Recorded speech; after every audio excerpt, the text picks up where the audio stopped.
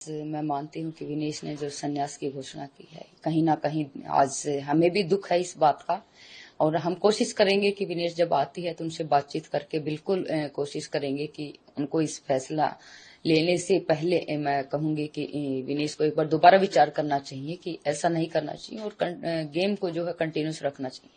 भूपेंद्र सिंह हुड्डा ने आज ये कहा है कि राज्यसभा में विनेश फोगाट को उम्मीदवार बना सकते हैं।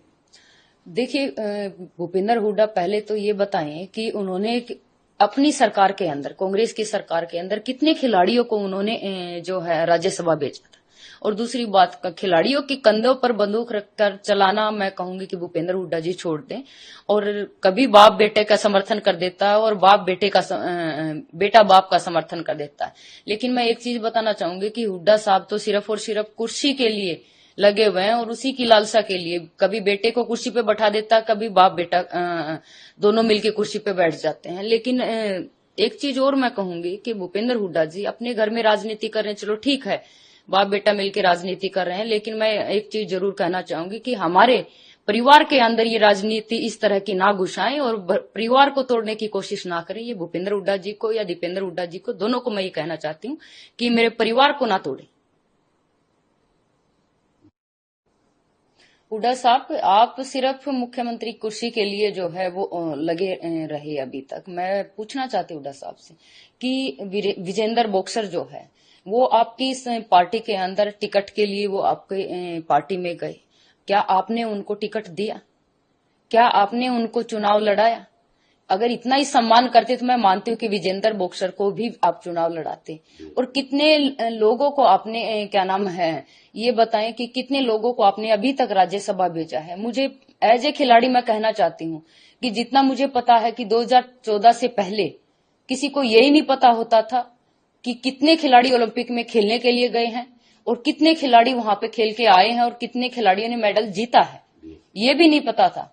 और दूसरी बात, जो डीएसपी की अगर मैं बात करूं तो ना सिर्फ डीएसपी की, क्योंकि मुझे ये पता है कि अगर आप खिलाड़ियों का सम्मान करते और खिलाड़ियों के अगर उसका हक खिलाड़ियों का अगर आप देते तो कहीं ना कहीं मेरे पिताजी को 2015 में द्रोणाचार्य अवार्ड नहीं मिलता, उससे बहुत पहले मेरे पिताजी को द्रोणाचार्य अवार्ड मिल चुका होता। चाहे वो अवार्ड की बात हो, चाहे वो खिलाड़ियों के सम्मान की बात हो, आपने हमेशा इस परिवार के साथ, खासकर फोगाट परिवार के साथ जितना अन्याय किया है, शायद मुझे लगता है कि इस कैमरे के सामने अगर बताने लग जाऊं तो आप लोगों के कारनामे की इतनी इस जगह के ऊपर आपने ये किया है, चाहे वो हम दोनों बहनों को डिजर्व करते हुए डीएसपी के पद से वंचित रखना हो, चाहे मेरे फादर को द्रोणाचार्य अवार्ड ना मिलने देना हो, चाहे मुझे अर्जुन अवार्ड ना मिलने देना हो, और कितनी ऐसी चीजें मैं बताऊं जिसकी वजह से ये फोगाट परिवार ने आप लोगों की वजह से, आपके बेटे की वजह से, क्योंकि 2012 के अंदर दीपेंद्र हुड्डा खुद कुश्ती संघ के अध्यक्ष थे। तो मैं दीपेंद्र हुड्डा जी से भी पूछना चाहती हूँ कि आप मुझे बताइए, आपने कुश्ती के लिए हरियाणा में क्या किया? आप 10 साल 2012 से लेकर 2022 तक आपने कुश्ती संघ के अध्यक्ष रहे हैं।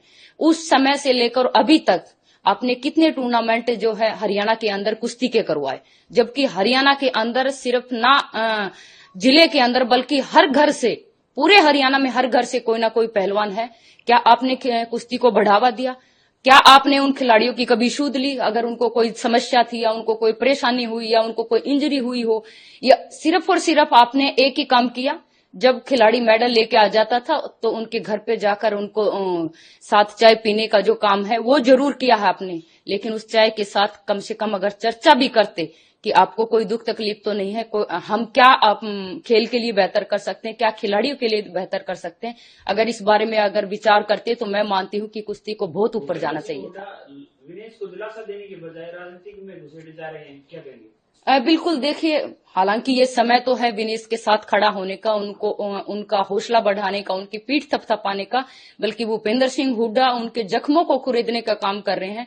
तो मैं हाथ जोड़कर मैं आग्रह करना चाहती हूँ कि कम से कम इस परिवार का ख्याल रखते हुए परिवार को ना तोड़ने की बजाय उनको सपोर्ट करें, उनका हौसला बढ़ाएं और परिवार को कहीं ना कहीं आप अगर सम्मान समझते हैं अगर खिलाड़ियों का और इस परिवार का, तो उस परिवार को भी आप हौसला देने का काम करें।